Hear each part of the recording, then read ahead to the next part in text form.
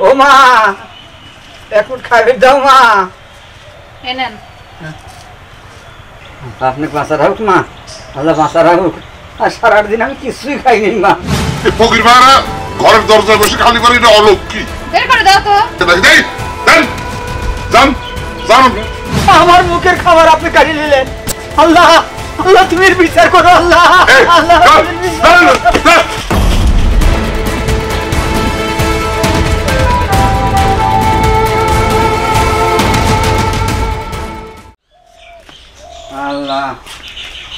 আল্লাহ আল্লাহ।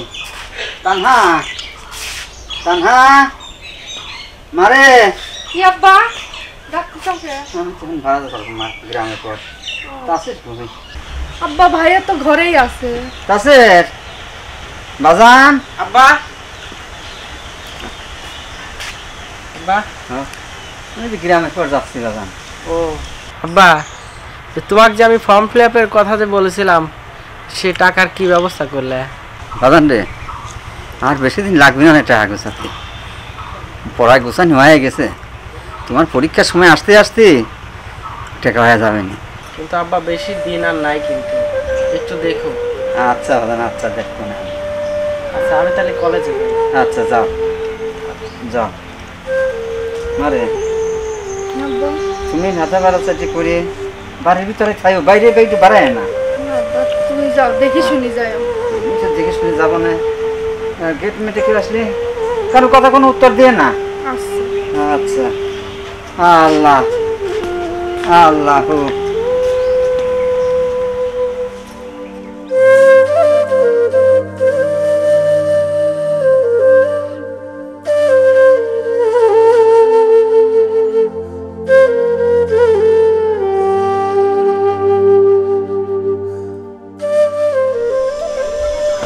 আসসালামু আলাইকুম। ওয়ালাইকুম আসসালাম। আরে গফুর ভাই লয়? হ্যাঁ ভালো আছেন ভাই? হ্যাঁ ভাই আল্লাহ বাঁচা রাখুক। আচ্ছা সালবালের খবর কি ভাই? হ্যাঁ ভাই সওয়ালটা কিন্তু লেখাপড়া শেখাচ্ছি, যার কারণে যে একটু সাহায্য সাহেবের আছে। সালবাল লেখাপড়া করাচ্ছেন? হ্যাঁ হ্যাঁ সালের ছেলে ভালো আছে তো? আলহামদুলিল্লাহ ভালো আচ্ছা আছে। খুব সুখে, আমি খুব দোয়া করি আপনি খুব সুখে থাকেন। আচ্ছা হ্যাঁ। আচ্ছা। একটু চা খাবেন? না ভাই চা খাবেন না? একটু চা খান। না দাদা না না হ্যাঁ তো। সাহায্য করে নয় চলে যায়। আল্লাহ আপনি হ্যাঁ। বাঁচা রাখুক ভাই। আচ্ছা আসি, ভাই আসেন, আসসালামু আলাইকুম। ভাই আসেন, মাঝে সাথে আসেন গফুর ভাই। আল্লাহ লা ইলাহা ইল্লাল্লাহ মুহাম্মাদুর রাসূলুল্লাহ। মারে একটা অসংখ্য বিরাশি আপনার দরজা দাঁড়াইছে, দিকে দিকে দিলেন মারে। আচ্ছা আচ্ছা আচ্ছা আচ্ছা। আল্লাহ হ্যাঁ আল্লাহ। দুই পরের সময় কেউ ভিক কেউ দেয় না, বেলা হয়ে গেছে কত। আল্লাহ লা ইলাহা ইল্লাল্লাহ মুহাম্মাদুর রাসূলুল্লাহ। মারে ও মা, তোমার দরজা একটা বুড়ে খুন দাঁড়াইছে মা। ও মা কেউ বাড়িতে আছেন? আমাকে এক মুঠ খাবার দেন মারে। আর সারাদিন কিছুই খাই নাই, খিদে আমার পেটটা জ্বলে যাচ্ছে মা।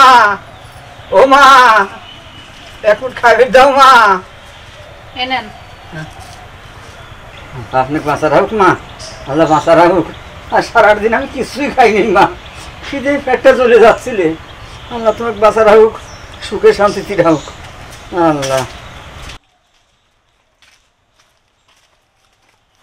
কি ব্যাপার? এই আপনার বাড়ি কোনো হেনে বসে খাচ্ছেন মানে? খাওয়ার দিলে কি আপনার? আমার তো একটা বউ মাদ্রাসা বাড়িতে খিদে পেটটা চলে যাচ্ছিল। জান বৌমা আছে? হ্যাঁ এই ফকির ভাড়া ঘরের দরজায় বসে খালি করে এটা অলক্ষী। বের করে দাও তো। এই আপনি আপনার আসপদ্ধ দেখে আমি বাঁচবি। আপনি কি জন্য হেনে বসে খাচ্ছেন? আর পাইছেন আর টপ টপ করে খাচ্ছেন নাকি? দেন দেন যান যান আপনি যান যান। বাবারে আমি খুব ক্ষুধার্ত মানুষ, খুব খিদে লাগছে আমার। আমার মুখের খাবার আপনি কাড়ি নিলেন। আল্লাহ আল্লাহ তুমি বিচার করো। আল্লাহ আল্লাহ আসপদ্দা খাবার পাবি খাওয়া লাগে। আসো আল্লাহ আল্লাহ আমার হাতের প্লেট কাড়ি নিলে। আল্লাহ তুমি বিচার করো। আল্লাহ ও আল্লাহ তুমি এর বিচার করো। শগুনের দুয়ায় গরু মরে যাবি না। যা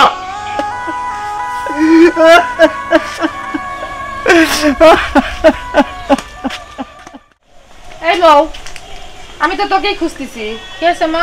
আচ্ছা, তুই এই ফকির ফাঁকা বাড়িতে আসলে পরে খাইতে দিস কিসের জন্য? মা, একটা মানুষ ফকির দুপুরবেলা না খেয়েছিল, ওরকম করে এসে খাওয়ার চাইলো, আর খাওয়ার তো পরেই ছিল, ও তো কেউ খাইতো না, আমারও তো খাওয়া দাওয়া শেষই হয়ে গেছিল, দিলে কি এমন হয়? খাবার পড়েছিল, পড়ে থাক, তোমার ওই ফকিরে খাবার দেওয়া লাগবে কে?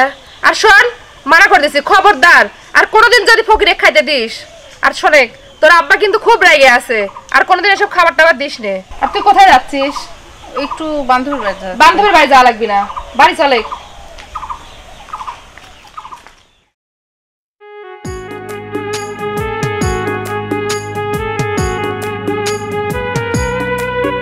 তারপরে কি অবস্থা তোমার? কি অবস্থা বলবো বলো, বাসায় যে ঝামেলা হচ্ছে, আমি আর কতদিন ঠেকাবো? আচ্ছা, তুমি আর অল্প কিছুদিন ওয়েট করো।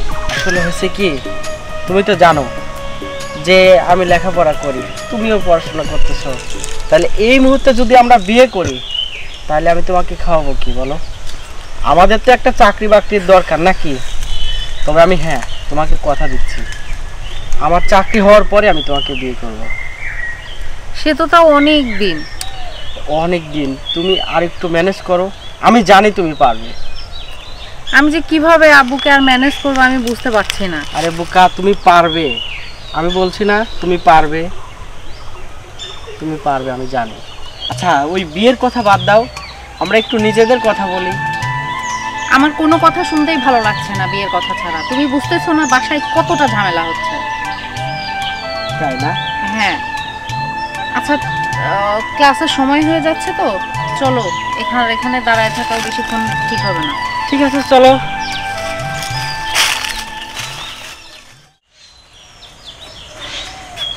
মোর আব্বু, হ্যাঁ? তুমি কি চিন্তা করতেছো?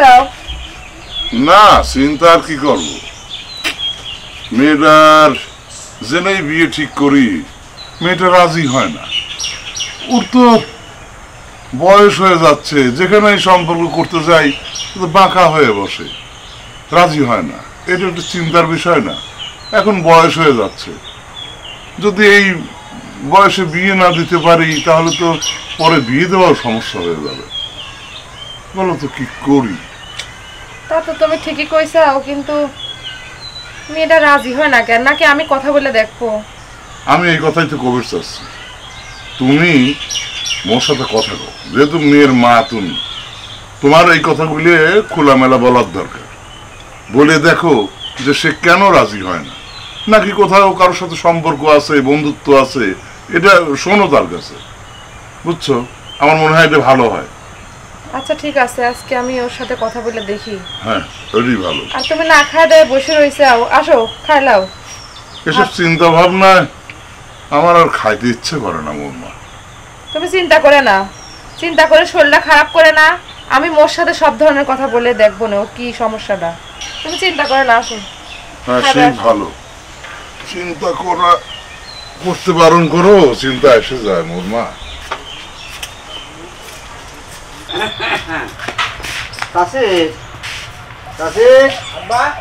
বাজান আসো তাড়াতাড়ি, গাড়ির সময় হয়ে যাচ্ছে।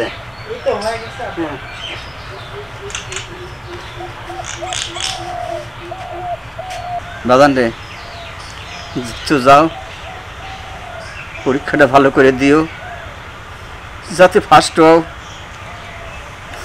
তোমার মাটা মরে গেছে, আর তোমার মার অনেক স্বপ্ন ছিল যে তোমার দুই ভাই বোনে লেখাপড়া শেখাবি। আমার মা ডাক্তার ভাগ্য হলে না, তোমাকে লেখাপড়া শেখাবে বসে আমার বেটিটাকে আমি স্কুলে দিলাম না। বাজান রে, তুমি মানুষের মতো মানুষ হবে এই দোয়া করি, কোনো বাজু খেয়ালে থাকবে না। আব্বা, তুমি আমার জন্য অনেক কষ্ট করেছো, আমি জানি। আমাকে লেখাপড়া করাতে গিয়ে আমার ছোট বোনটাকেও তুমি পড়াশোনা করাতে পারোনি। বোন, তুই আমাকে মাফ করে দিস। আমার জন্য তো লেখাপড়া হয়নি। শোনো আব্বা, আমি কিন্তু চাকরি পেলে পরে আমি আর তোমাকে ভিক্ষা করতে দেব না। তখন তুমি রাজার মতো পায়ের পর পাও তুলে খাবে।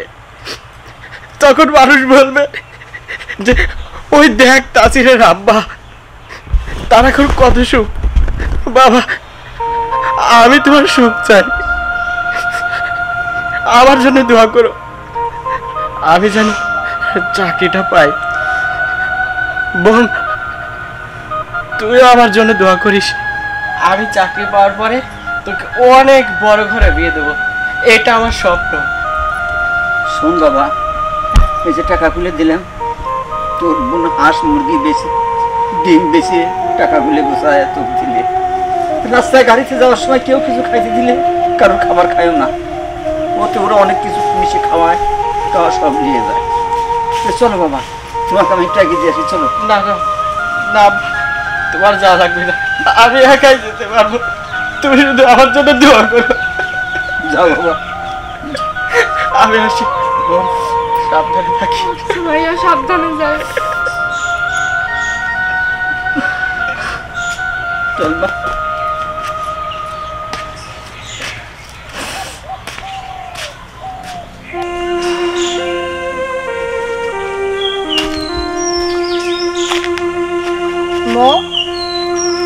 মা, তুমি আচ্ছা, তুই মন খারাপ করে এখানে দাঁড়ায় আছিস কেন? কই না তো মা। মো, আমি তোর মা, আমি তো তোর বান্ধবীর মতো। তোর কিসের জন্য মন খারাপ থাকে, কিসের জন্য তুই বিয়েতে রাজি হইস না, এগুলো আমাকে বলা যায় না? আসলে মা, আমি একটা ছেলেকে পছন্দ করি, ও খুব ভালো। আজকে ইন্টারভিউ দিতে গেছে, দেখা যাক কি হয়। আমি এই জন্যে আগে থেকে কিছু বলিনি তোমাকে। ছেলেটার বাড়ি কোথায়, ছেলেটার পরিবেশ কেমন, তার বাবা কি করে, তার বাপের নাম কি, এগুলো তুই দেখছিস?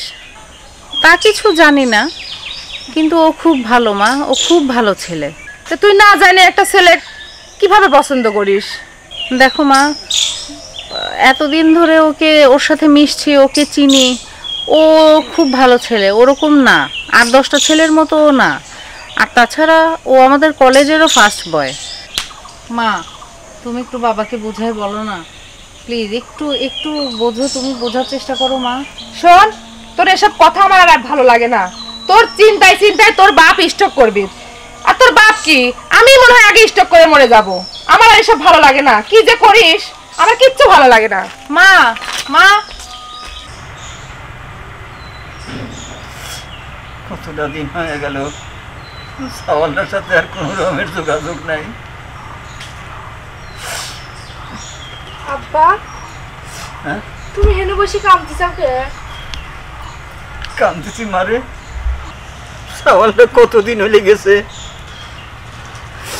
আব্বা, তুমি টেনশন করো না তো, এই বয়সে ভাইয়া দেখো একটা ভালো খবর নিয়ে আসবিনি, তুমি আর টেনশন করো না। টেনশন তো করি নে বা, কিন্তু আসে যায়। কতটা দিন গেল, আল্লাহর কাছে কাঁদাকাটি করি, আল্লাহ তুমি আমার সাওয়ালকে একটা ভালো চাকরি মিলিয়ে দাও আল্লাহ। আল্লাহ তোমার কথা ফেলবি না রে আব্বা, তুমি কাঁদো না। কিন্তু ফোনও দিচ্ছে না আজ কয়দিন। ওই যে বাজারে পর গেছি সবুজের দোকানে যায়, একদিন একটু কথা কলে মুয়ের ফোন দিয়ে, ও আবার নাই ঠিক মতো দোকানে বসে না, আমি ওর কথা কবির পারি না মা। আব্বা, অধৈর্য হইও না, ধৈর্য ধরো। তুমি চলো ঘরের মধ্যে, চলো কটা ভাত খাও গে, চলো।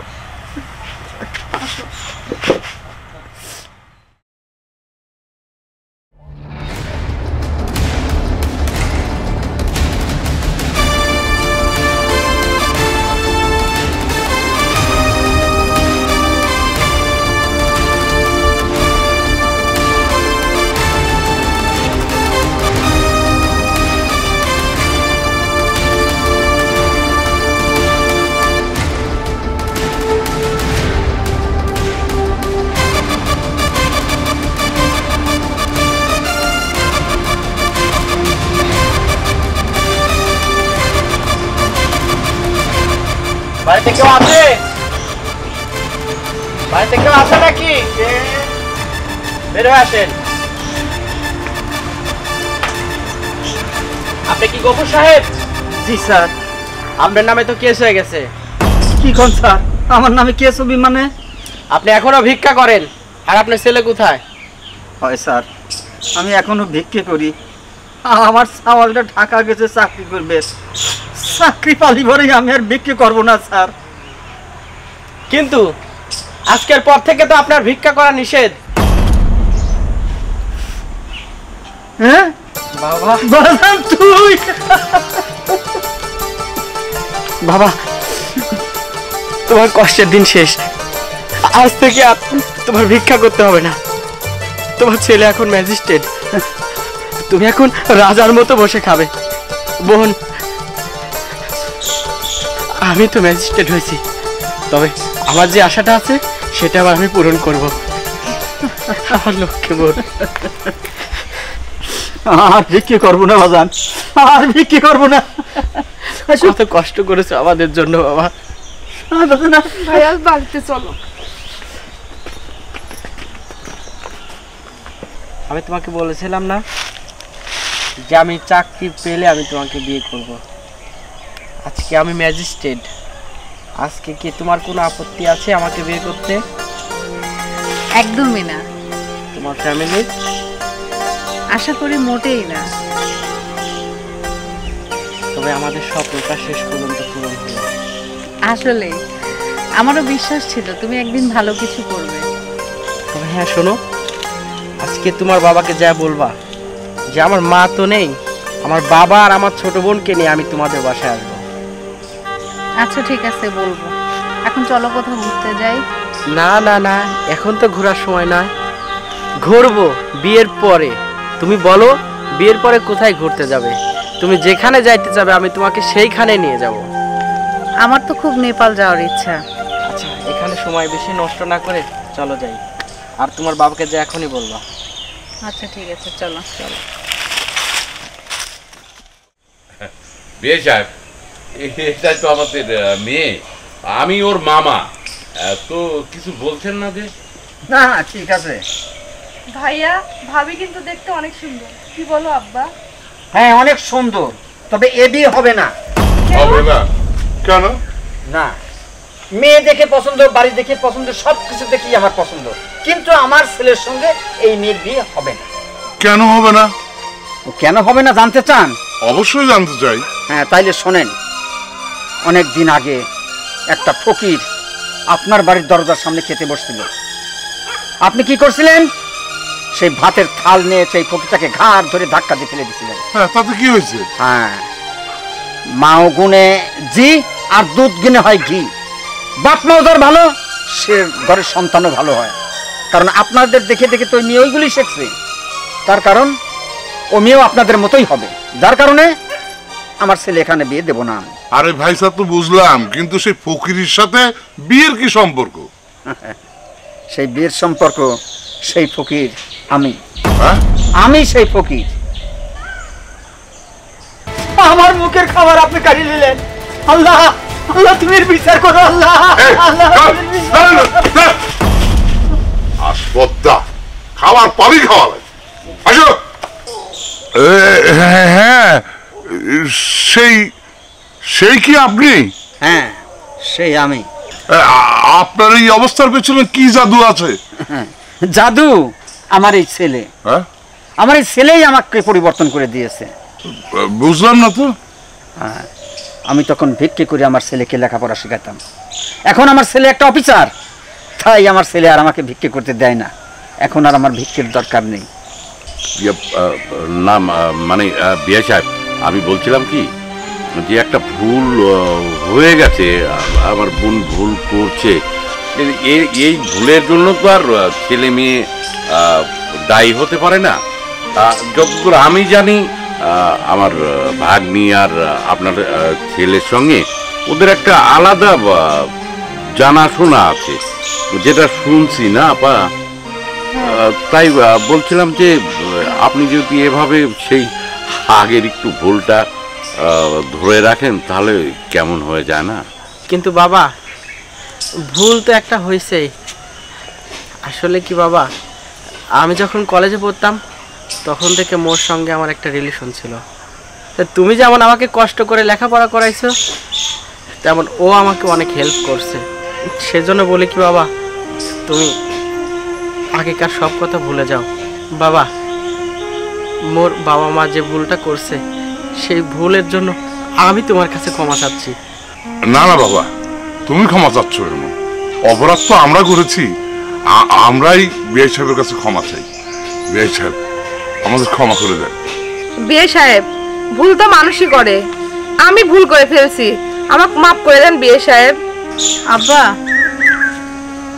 ভুল তো না হয় আমার বাবা মা করছিল, আমি তো কোনো অন্যায় করিনি আব্বা, আপনি আমাকে মেনে নেন। সবাই যখন রাজি আমিও রাজি। তবে দিন সাহেব, বেই সাহেব, বলেন। গরিব মানুষকে কখনো ছোট করে দেখবেন না। গরিব মানুষও একটা মানুষ।